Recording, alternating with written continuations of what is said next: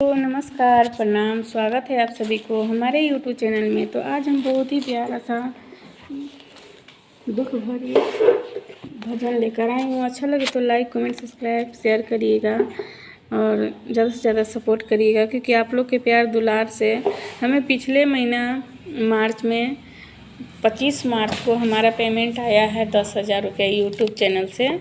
तो आप वो मेरा नहीं मेहनत का फल है, वो आप लोग के आशीर्वाद का फल है, क्योंकि हम तो केवल कोशिश किए थे, बाकी प्यार दुलार आप लोग हमें दिए थे, इस वजह से हमें यूट्यूब से पैसा आया है।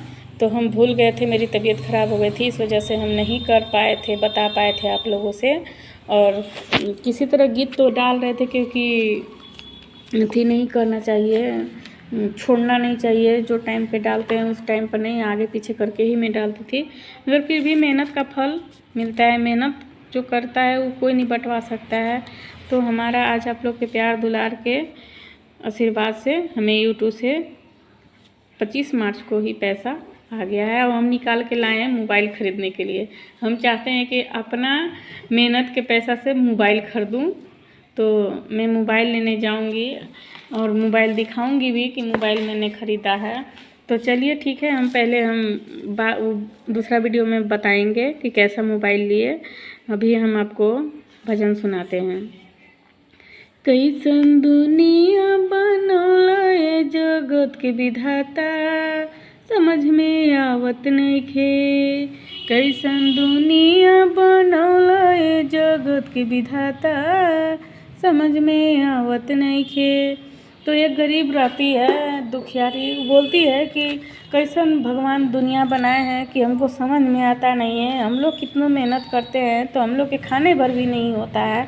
एक सांझ खाते हैं, दूसरे सांझ खाते नहीं हैं, तरसते हैं नून रोटी खाने के लिए भी। और देखिए दुनिया में कोई कितना राज ठाट से रह रहा है, कैसे कैसे है, कोई कैसे पढ़ रहा है। तो चलिए हम भजन के माध्यम से सुनाते हैं।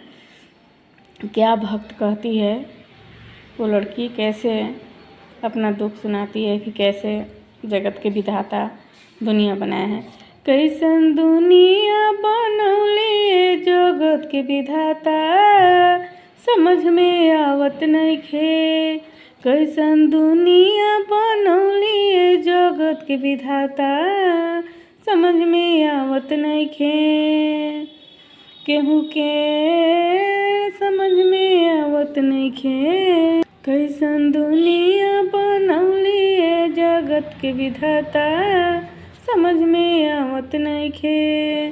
केहू के बेटा और बेटी, केहू के पोता पोती के तैयारी। केहू के बेटा और बेटी, केहू के पोता पोती के तैयारी।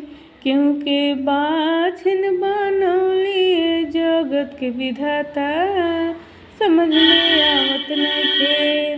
केहू के बाछिन बनौली जगत के विधाता, समझ में आवत नइखे। कैसन दुनिया बनौली जगत के विधाता, समझ में आवत नइखे। कैसन दुनिया बनौली जगत के विधाता, समझ में आवत नइखे।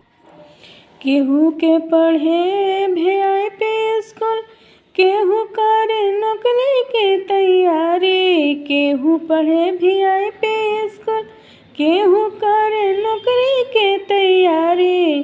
केहू स्कूल देखे के तड़पेला ए जगत के विधाता। केहू स्कूल देखे के तड़पेला ए जगत के विधाता। कैसन दुनिया बनौला ए जगत के विधाता, समझ में आवत नइखे। कैसन दुनिया बनौला ए जगत के विधाता, समझ में आवत नइखे। केहू के कोठा अटारी और केहू के महल दो महल के करे तैयारी। केहू के कोठा अटारी, केहू करे महल दो महल के तैयारी। केहू झोपड़ीला तड़पेला ए जगत के विधाता, समझ में आवत नइखे। केहू झोपड़ीला तड़पेला ये जगत के विधाता समझ में आवत नइखे कैसन दुनिया बनौला ये जगत के विधाता समझ में आवत नइखे कैसन दुनिया बनौला ये जगत के विधाता समझ में आवत नइखे केहू के गाड़ी और घोड़ा केहू के कार बोलेरो के तैयारी केहू के गाड़ी और घोड़ा केहू के कार बोलेरो के तैयारी केहू साइकिल तरसेला ये जगत के विधाता समझ में आवत नइखे केहू साइकिल तड़पेला जगत के विधाता समझ में आवत नइखे कैसन दुनिया बनौली ये जगत के विधाता समझ में आवत नइखे कैसन दुनिया बनौली ये जगत के विधाता समझ में आवत नइखे केहू खाए दाल भात प्रकार केहू खाए पुआ पकवान केहू खाए दाल भात प्रकार केहू खाए पुआ पकवान केहू नीमक रोटी खाए के तरसेला ये जगत के विधाता केहू नीमक रोटी खाए के तरसेला ये जगत के विधाता समझ में आवत नइखे कैसन दुनिया बनौला ये जगत के विधाता समझ में आवत नइखे कैसन दुनिया बनौला ये जगत के विधाता समझ में